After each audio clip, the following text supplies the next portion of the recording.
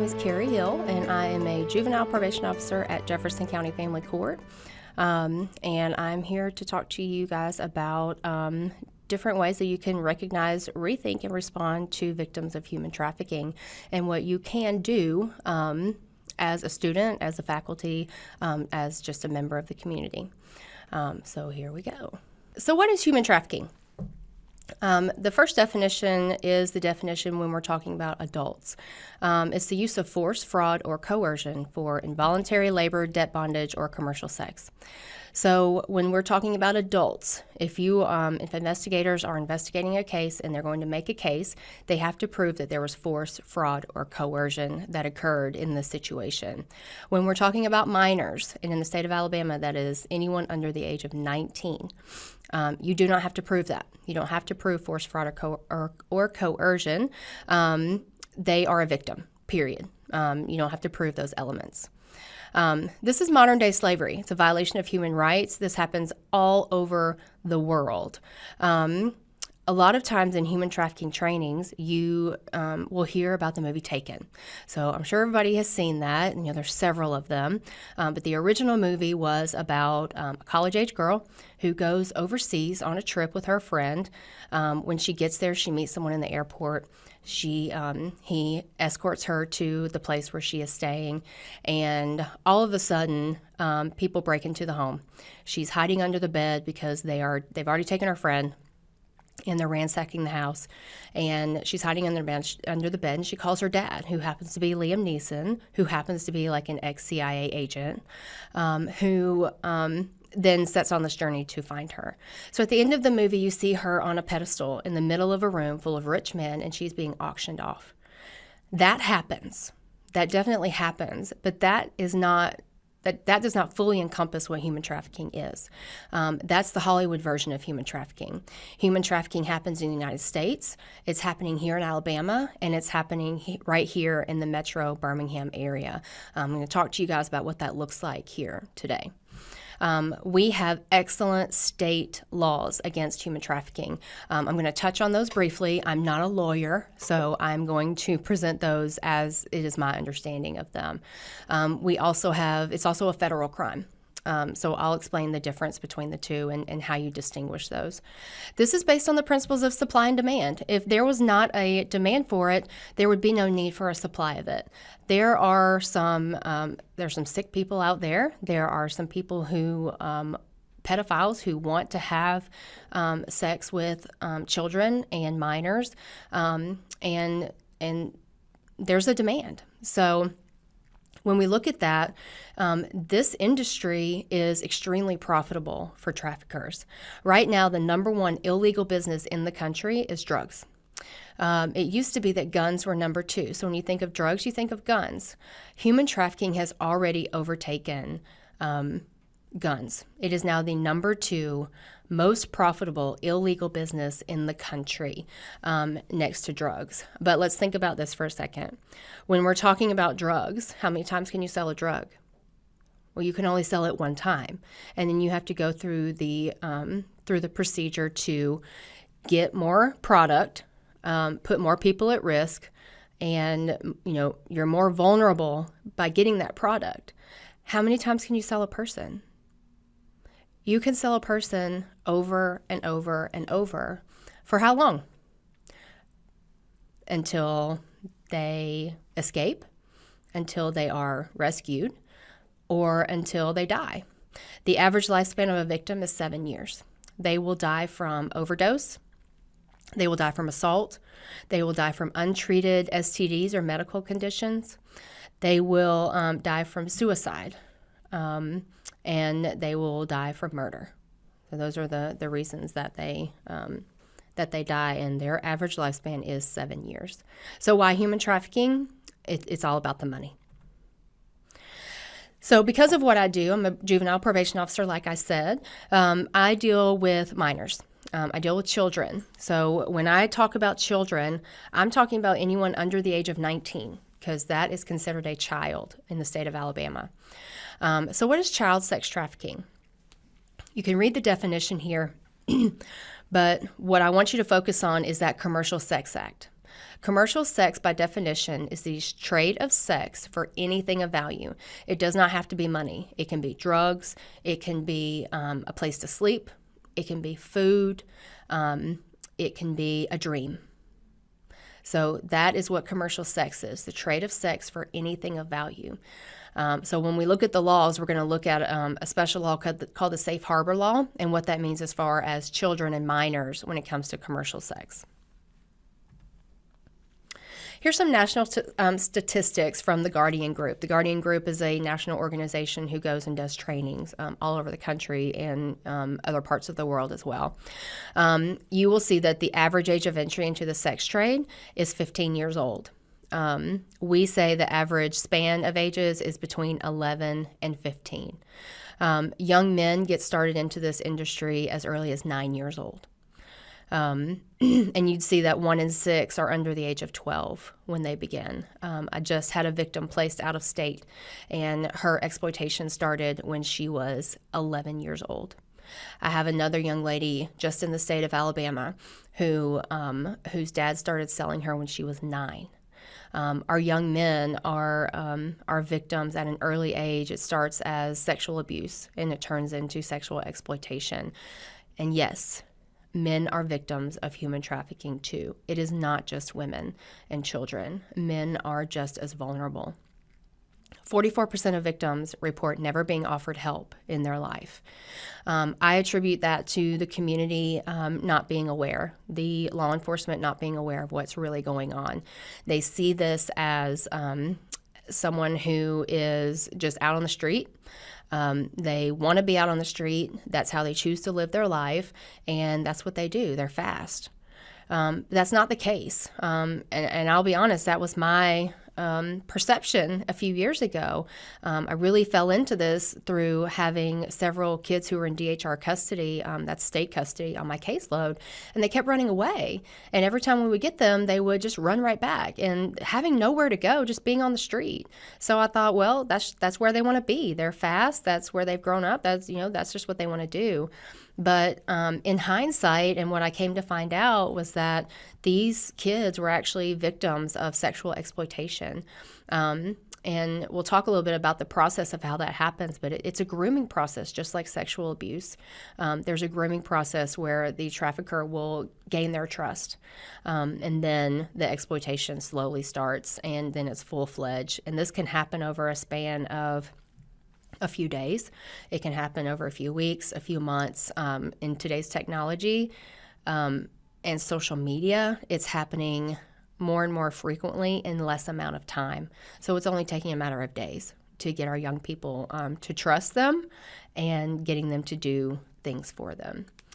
80 to 90% of U.S. victims are U.S. citizens. This is a domestic problem. This is not people being smuggled over the border. There's a difference between human smuggling and human trafficking. Smuggling ends when the destination is reached.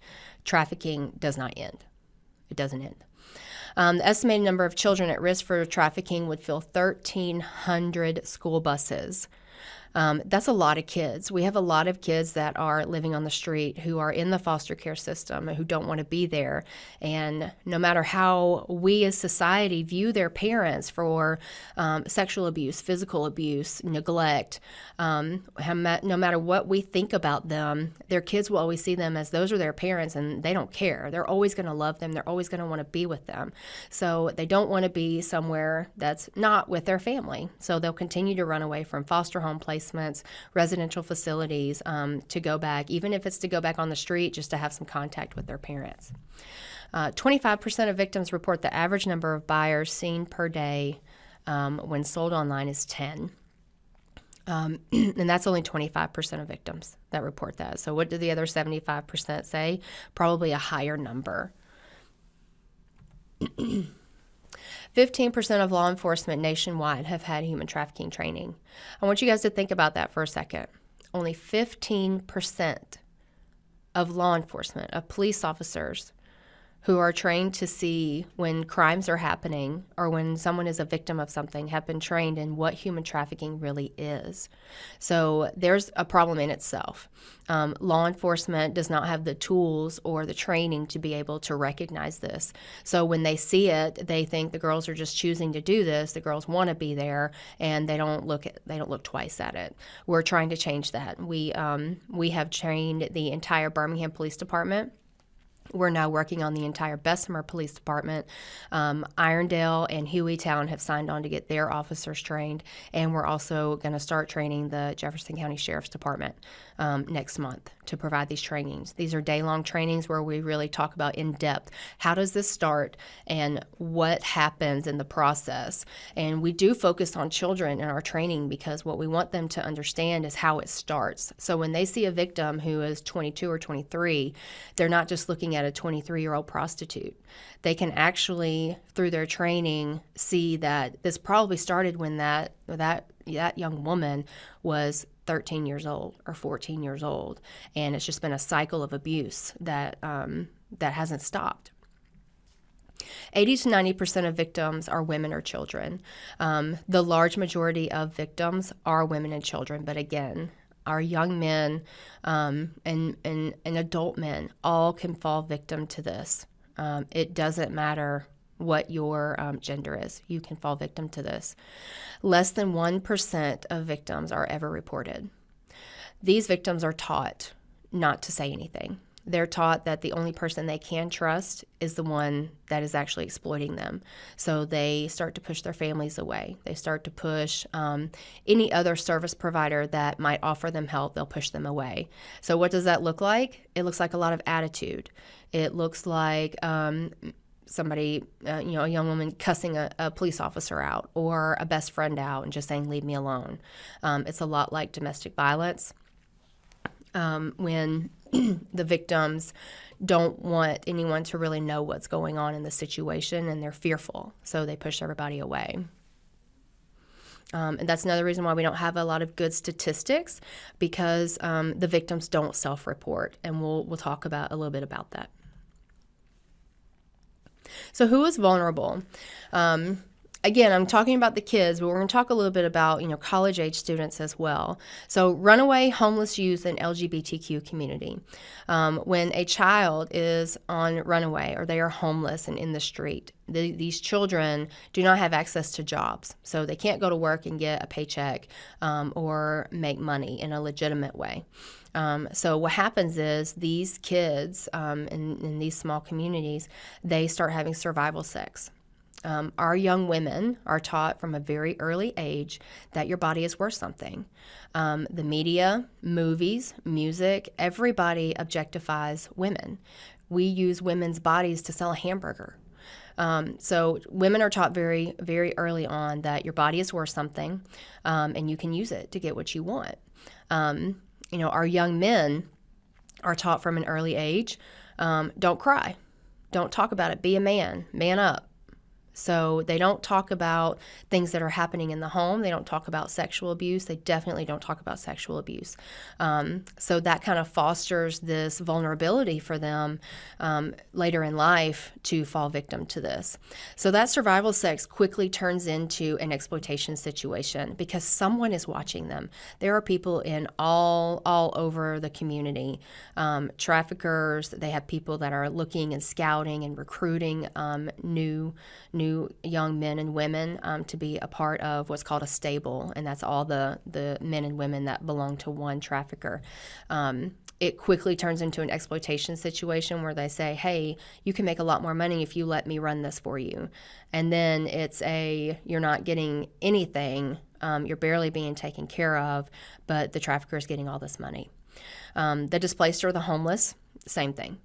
You also, when you have people who are displaced by a natural disaster, you have people who are coming in from another community, which brings in vulnerable people who may not have anywhere to go, but also people who may be the exploiters, may be the traffickers. Latchkey kids who have whose parents hold 2 and 3 jobs to make ends meet. These are not bad parents, okay? I have 2 jobs. I have a young child. Most people today have more than one job. What that does, though, is it leaves our kids unsupervised. And kids who are unsupervised are turning to social media, they're turning to TV and YouTube and things like that. So these predators, whereas before when you had a sexual abuse situation, there had to be some point of contact. You had to actually meet someone before that exploitation started. So it was a means of opportunity. Here with social media, you never have to meet someone face to face, and you can start being exploited by pictures. So it's really easy for these predators to come into our homes, and we don't even know it. They can come in through chat rooms. We had a 9-year-old in Hoover whose mom reached out and said, my daughter was playing a game on social media, and it was for kids who were 9 years old and younger. And, how do they verify that? Well, they don't. You just have to put in a date of birth that would make you under the age of 9. So attached to this game is a chat room. And in this chat room, mom went in, she was like, why is there a chat room on this game? And she sees that there's a grown man in another state grooming her daughter and has gotten to a point where he is now asking her to leave home and come and live with him. So games, even Fortnite, things like that, our gaming systems make our kids extremely vulnerable. Physical or sexual abuse victims. Most adult victims that you meet will tell you that they have a history of physical or sexual abuse. Anyone can be a victim. I talk a lot about kids who are in foster care or homeless, but I have kids who, come from the good part of towns, as we would call them. I have kids from Vestavia, from Mountain Brook, to Tarrant, to Inslee. It doesn't matter. Anyone can be a victim. So trafficking occurs everywhere. It occurs everywhere. But there are certain events that make trafficking happen more frequently and on a wider base. So let's look at what those are. We have large sporting events. Here in Alabama, we have lots of sporting events. We're a football state. So we have Auburn, we have Alabama, we have the Iron Bowl, we have the Magic City Classic. We have all these football games that go on. We also have Talladega. So we have people coming in from all over the country to come to the Talladega races twice a year. So when you think about large sporting events, think about who comes to large sporting events. It's mainly men. And what do these men have that they can travel from all over the country to come to these large sporting events? They have money. So I am not saying that all buyers are men. I am not saying that. What I'm saying is when you have a large gathering of predominantly men that make lots of money, you will have trafficking happening. And it's not just sporting events. It's political conventions. It's religious conventions. No one is excluded from this. No one. But it's like the saying, what happens in Vegas stays in Vegas. Well, I'm going to Birmingham to the Talladega race, so I'm going to go on and do my dirty business while I'm there because I don't live there and I won't get caught and I can come back home to my wife and kids and everything will be fine. Natural disasters. So 2 things happening here. You have the displaced and the homeless. So we talked about that vulnerable community. Then you also have a community that's been destroyed. So I use the example of Pratt City when the tornadoes came through several years ago and leveled Pratt City. What do you do in that situation? The town has to rebuild. So they put out contracts and bids for contractors to come in and rebuild. So those contractors are usually from out of state, and they're mainly what? Men. And they're making lots of money. So that puts everybody in a very vulnerable situation. This is also a ground that would be, you would see a lot of labor trafficking. So one quick story I have about that. After Katrina happened in New Orleans, there was a company who won a bid, and they were going to rebuild some stuff in New Orleans. And the company's name was, I believe it was Signal. And so they decided to recruit men from India to come in. They promised them citizenship. They promised them that their families would be able to come back, that they're going to make all this money. They can then send it back home. So these men left their families, left everybody behind to come here to do that work. Or they sold everything they had to come here for an opportunity. Well, when they got here, they were living on top of each other in trailers. They were being paid little to nothing for the work that they were doing. So when some of them spoke up, the the workers and the supervisors would assault them. They would tell them, you don't have papers anymore because you've been here. Your work visa's expired, so nobody's going to believe you. They're just going to ship you back to India. They're going to believe me over you. Or in extreme cases, and this happened, there were other men that were killed in front of the other men for speaking out. So that was, they were using force. They were using coercion. By seeing someone else murdered in front of you, you're less likely to go and then report that. So what happened was finally, that ended, and the victims that had survived that sued. So they sued and they won, and they were going to be given lots and lots of restitution. So what did Signal do? They declared bankruptcy. That company, Signal, was owned by the RSA. That's the Retirement Systems of Alabama. So I'm not saying that the RSA knew that that's what was going on, but that directly affected the state of Alabama and all of us who are in the RSA system. So that's an example of labor trafficking. And people say, well, why didn't they just walk away and leave? Well, most of them didn't have anything to go back to. They had sold everything. And in that country, it's very shameful to be duped like that.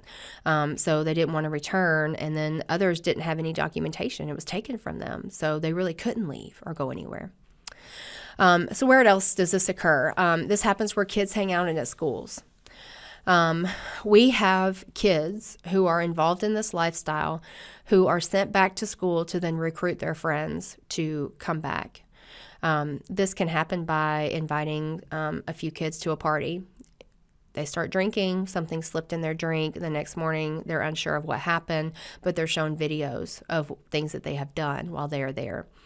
And they are told, you're going to come back next week and do the same thing. And of course, their reaction is, no, I'm not. But when they show this video and then they say, well, then I'm going to send this to your school. I'm going to put it on your social media. I'm going to send it to your parents. I'm going to send it to your church. And that's what's going to happen to a teenager. That is a death sentence. Social media is life to teenagers, and even into college, and even some adults think that, social media, is life or death. So, as an adult, I can see, and many of us can see that that's a short-term problem, and that eventually, that's going to be put behind us. But to a child, they can't see that long-term. They think that that is the end of the world. So they end up doing what they are told to do, and they start that cycle and into that life cycle. But this can really happen anywhere. So in Birmingham in 2017, there were 122,000 escort ads. If you can see there, all those ads were in Birmingham, but all the circled cities outside of it are cities where that phone number was used to place another ad. So it wasn't just happening here in Birmingham, it was happening in all of the surrounding states. Most of those were in the age category of 18 to 25, and that was 80,000 of them. There were 2,600 estimated minors for sale. Now, we're not saying that they had, 9, 10, 11-year-olds for sale on the internet. Nobody would do that. Nobody's stupid. They know that, Homeland Security, everybody would be knocking on their door at the end of the day if they did that. So what they did is everybody on these sites is 18. Everyone. And what they would do is if the child did not appear to be 18 or older, they would just not show a picture of their face, and it would just be body images. But our minors are being sold online. They're being sold through Facebook. They're being sold through Instagram. They're being sold through Twitter. They are being sold on all of these main social media sites.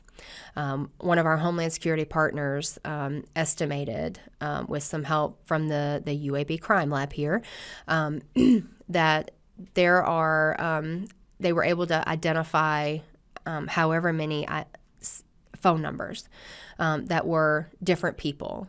These weren't repeat ads from the same person. They were able to see how many ads were in Birmingham, and they multiplied it by a conservative number of how many Johns they would have while they're here based on interviews and what they've learned.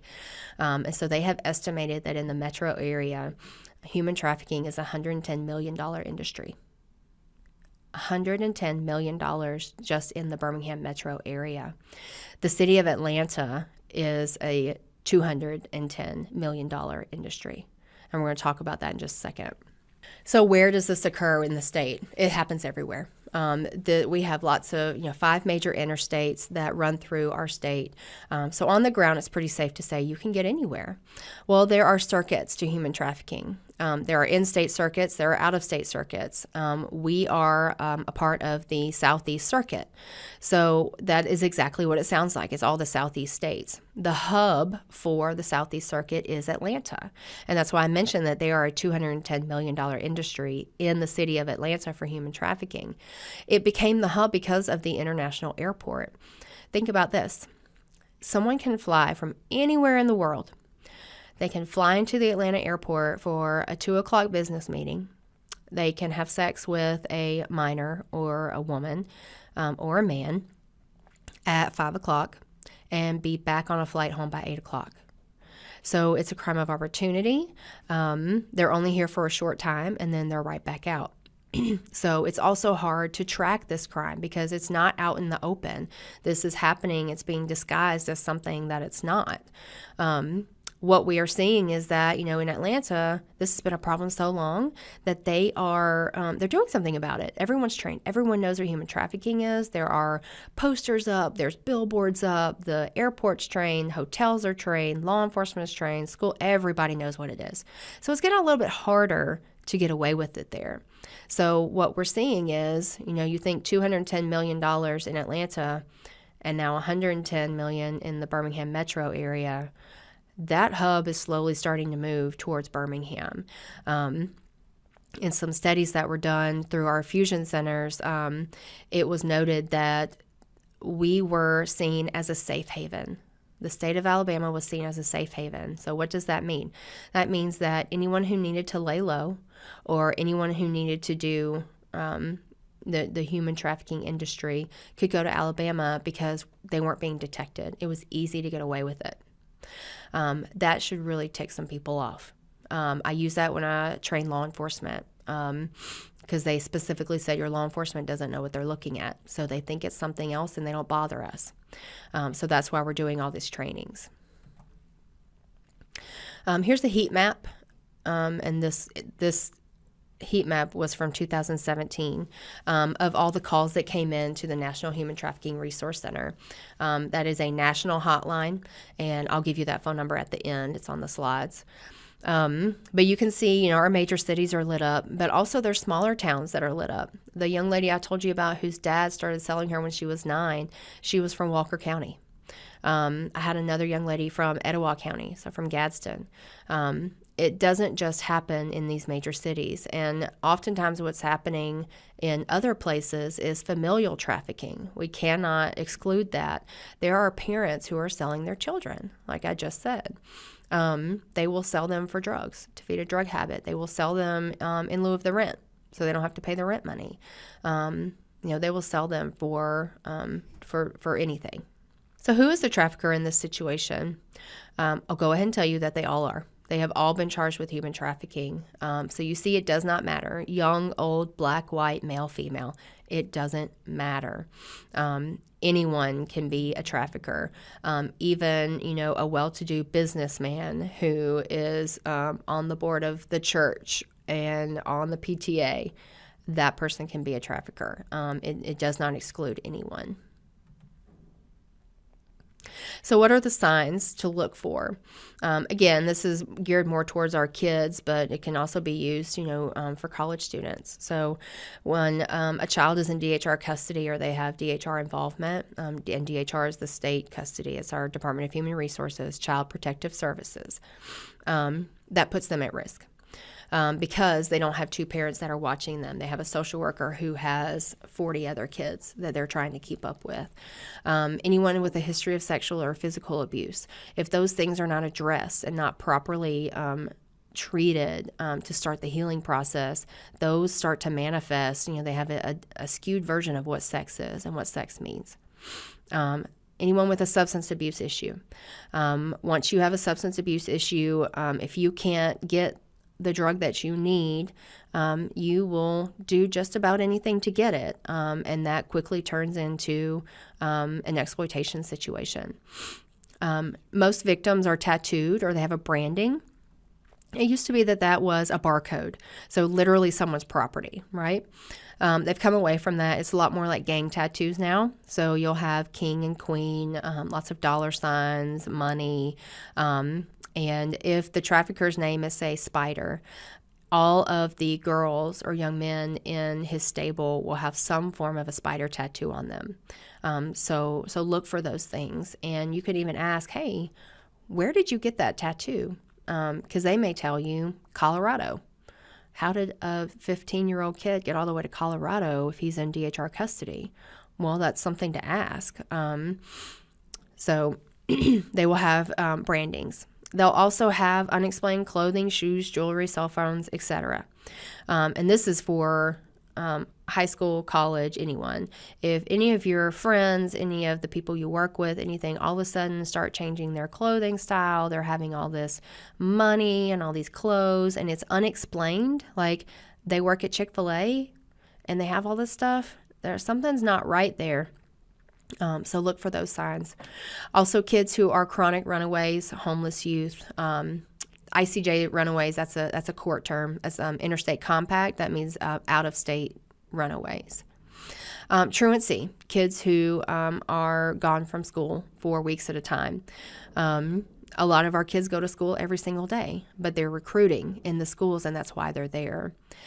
So even in college, look for students who are missing and it's unexplained, or falling asleep in class early in the morning. I know that's kind of common in college, but when it's excessive, you kind of got to question what's going on. And a lot of our minor girls will report an older boyfriend. The young men don't really report having an older girlfriend because they don't talk about this at all. But, it's very common for a 14-year-old to say, well, that's my boyfriend, and he's 22. Well, that's completely inappropriate, and that's an exploitative situation. It has to be, because what does a 14-year-old have in common with a 22-year-old? So you have to look into that and look for those signs. Here's some of the myths: that all victims are forced to do it against their will and that they don't have a choice, okay? Hollywood makes us think that human trafficking victims are tied up or chained in a closet or under a bed, or, they're only brought out to work. That's not true. This is a mind game. This is brainwashing. Like I said, they're groomed to trust the trafficker and to do what they are told. So it appears that they are doing this on their own. And what the tagline that every victim tells me is, nobody's making me do this. I'm doing it on my own. And they're taught to say that. The victim does have a choice. They're at school. They can ask for help, right?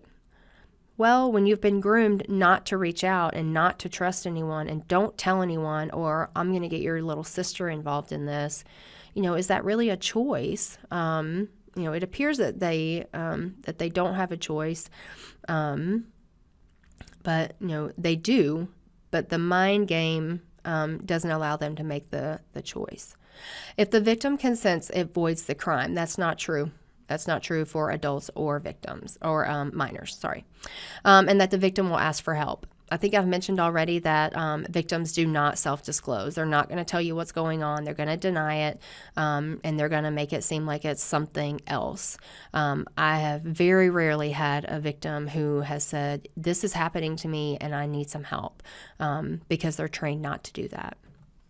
So let's look at why they don't leave. Why don't they disclose?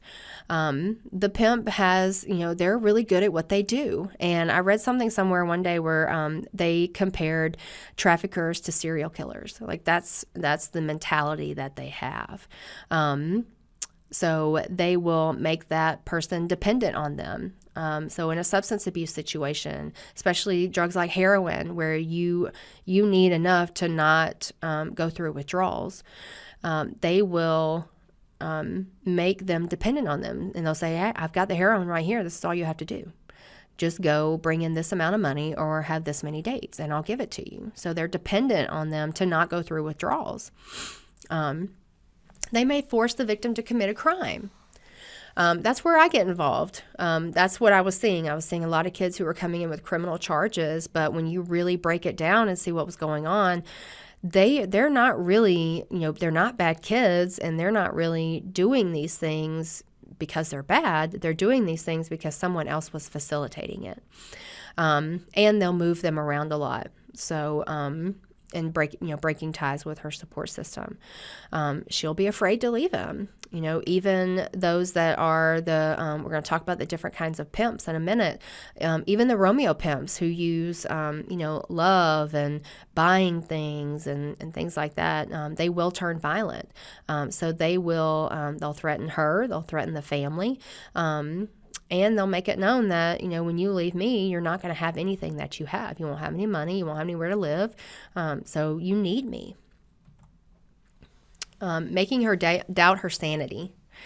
They will not let her sleep.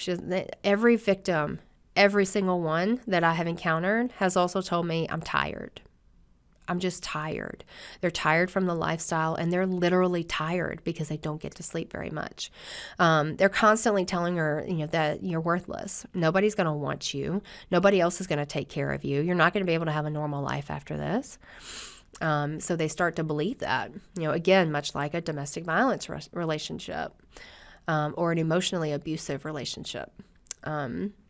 Also convincing her that he deserves another chance, Again, like domestic violence, like, I'm so sorry, I can't believe I did that. I won't do that again. Please give me another chance. Promising to go through counseling or, blaming it on stress, things like that. So real quick, here's the laws. Our federal law is called the Trafficking Victims Protection Act, the TVPA of 2000. It encompasses sex trafficking and labor trafficking. And the definition of a minor on the federal side is anyone under the age of 18.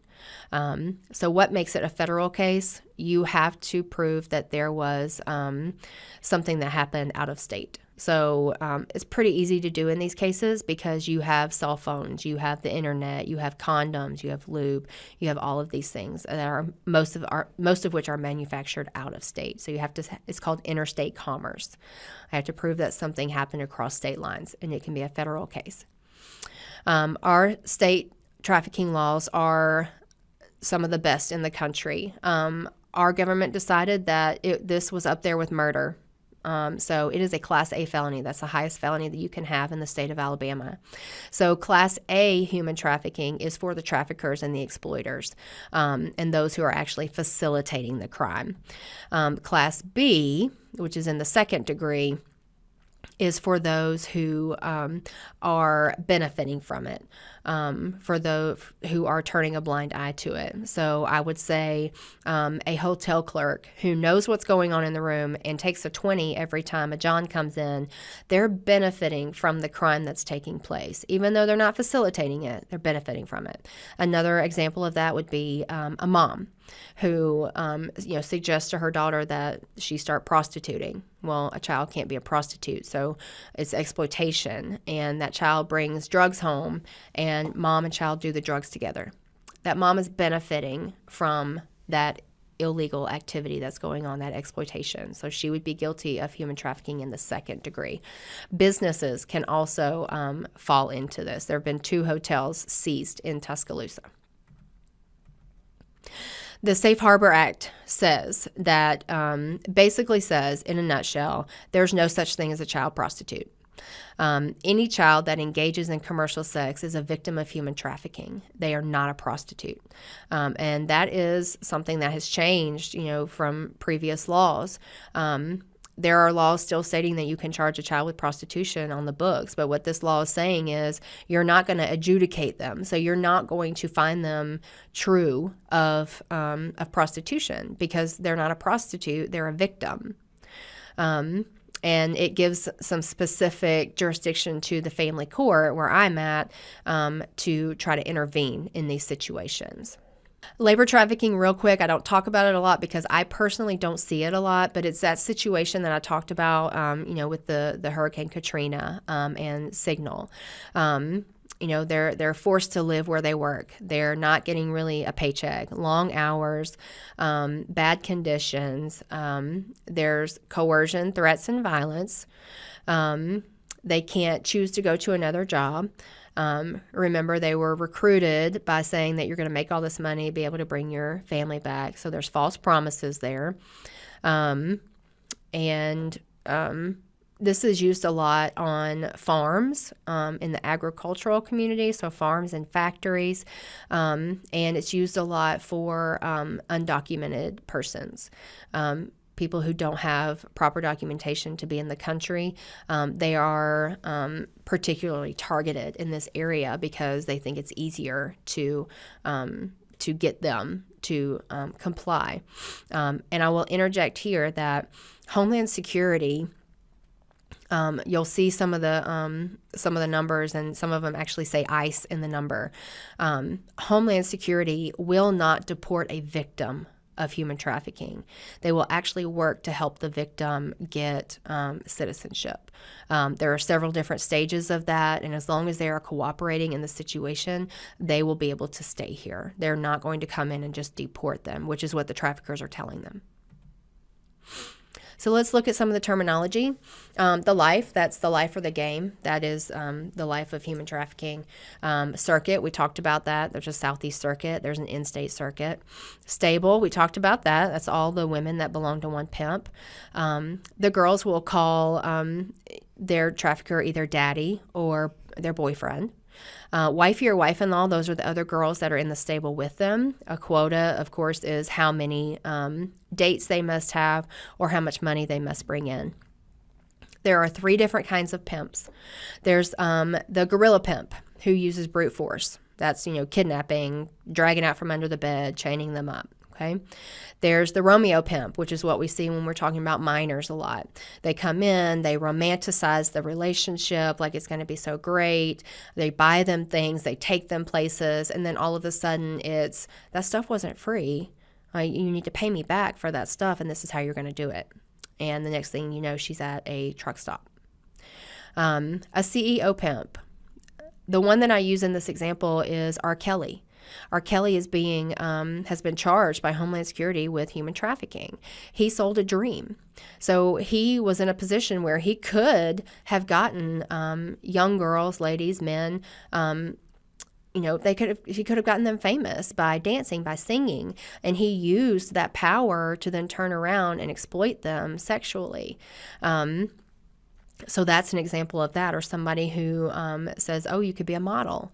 You should come and check out my studio. And then it turns into an exploitation situation.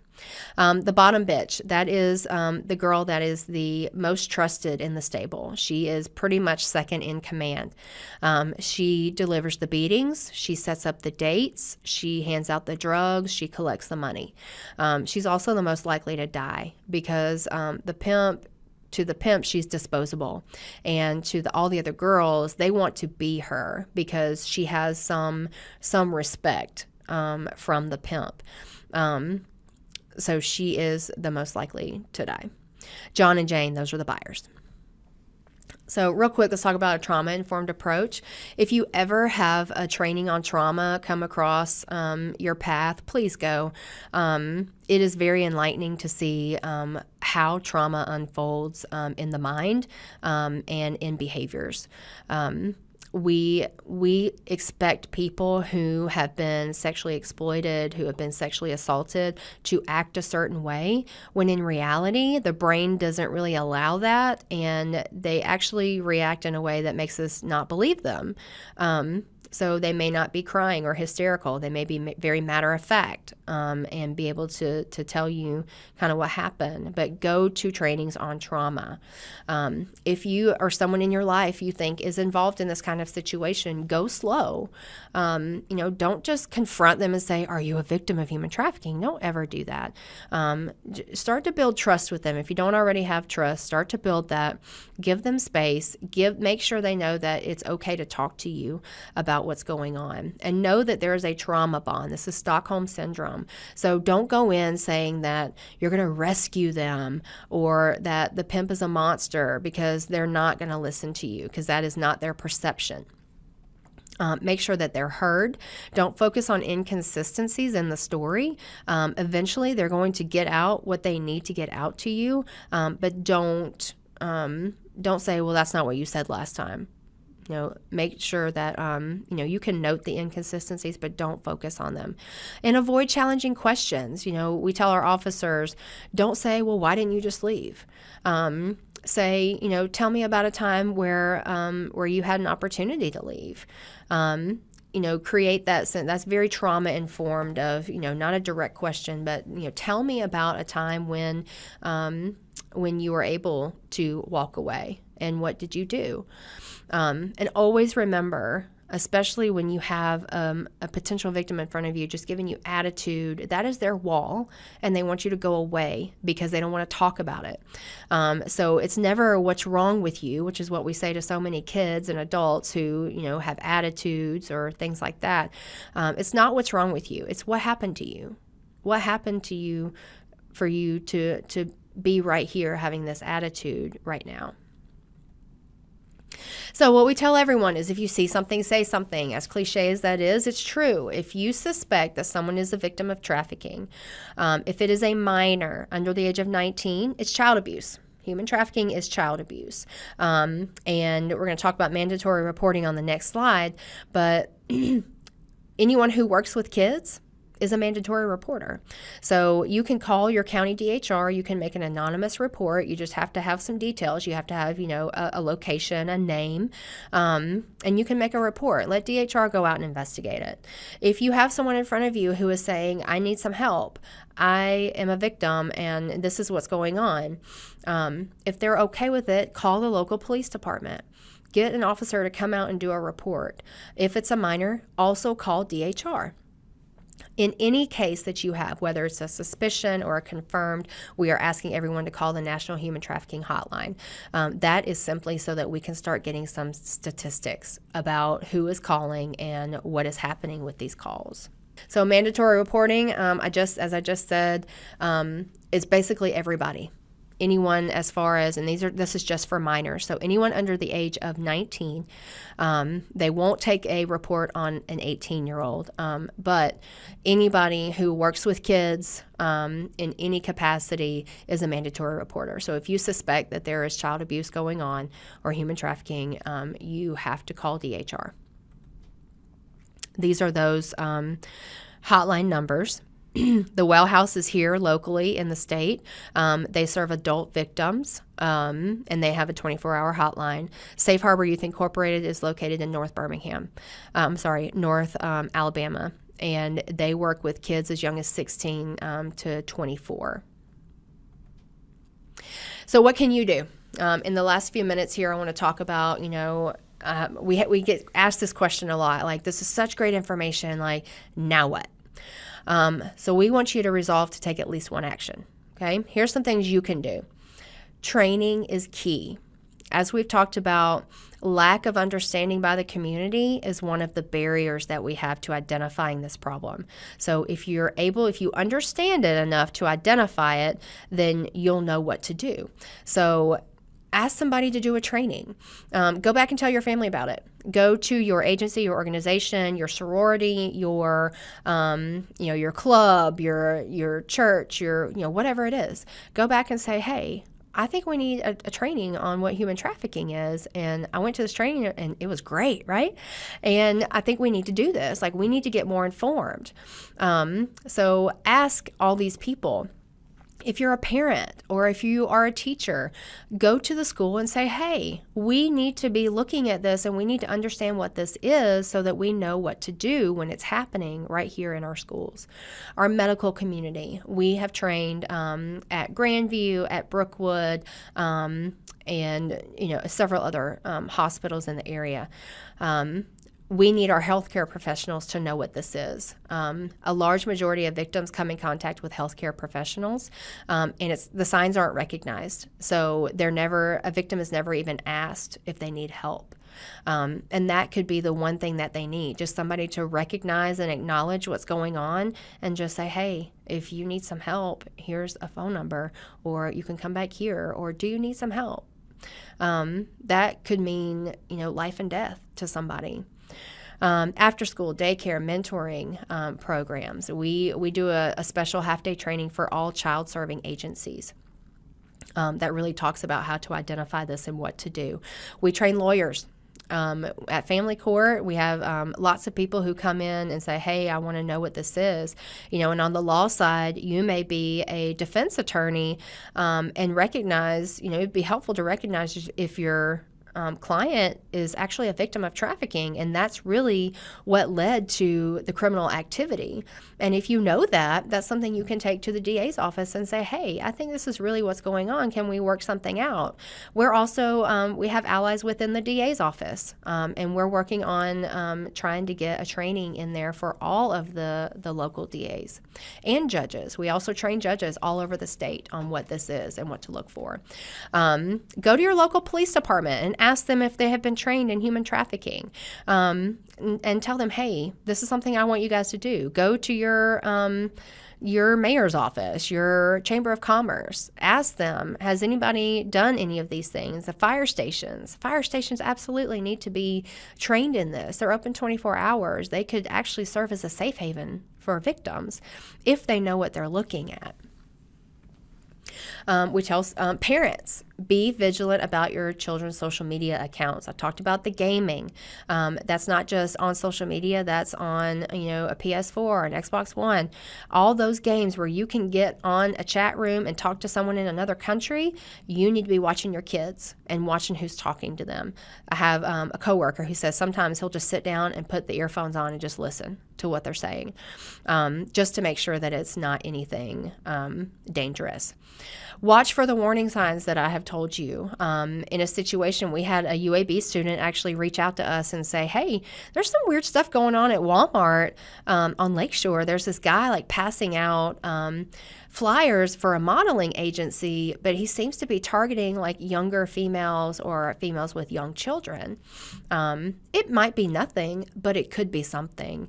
So she reached out to a friend of hers who had actually interned with us, and she told us, and we gave that information to Homeland Security. What we have seen here in the greater Birmingham area in the state of Alabama, we work extremely closely with Homeland Security. They have said and stood behind the fact that if there is a human trafficking situation, they want to know about it and they want to investigate it, and they want to work with local partners to do that. There are awareness posters, videos, and material. The Blue Campaign, if you go on Google and just Google Blue Campaign, it's going to take you to Homeland Security's anti-trafficking organization called the Blue Campaign. There are videos there. You can request materials there. If you want some posters, some handouts, some little cards, anything like that, you can email me. I have a direct contact to our Homeland Security agent in charge here, and he has all of these things, and he can get them right back out. But use them, put them up, put them on social media, share a post, share a story about something that happened in human trafficking, just to kind of spread awareness as to what's going on.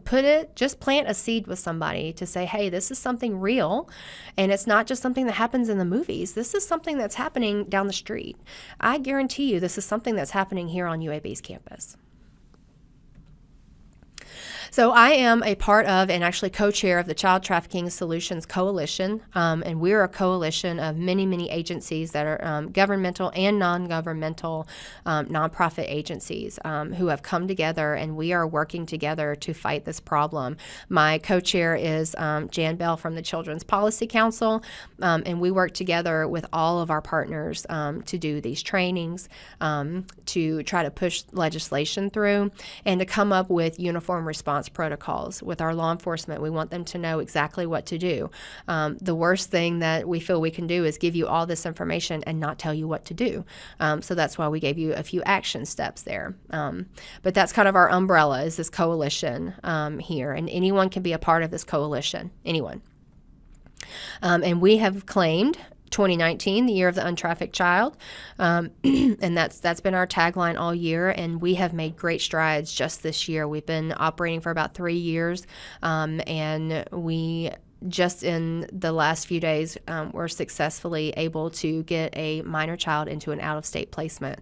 It took lots and lots of people, lots of people donating their time and their money to get this child there. And it shouldn't be like that. It shouldn't be that people have to donate. There should be agencies and protocols in place from the state that tell us how to take care of these kids and how to get them what they need.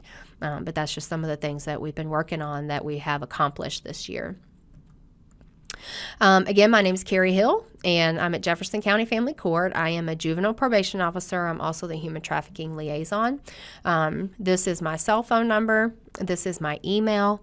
I work best by email, then by cell phone. But this is my work cell phone. So I give this out because I want people to have access to someone who can actually help. I'm not saying that I will come out and help you, but I will connect you with someone who can. Within the last few weeks, I've had people from Tuscaloosa and Shelby County reach out and say, Carrie, this is what's going on.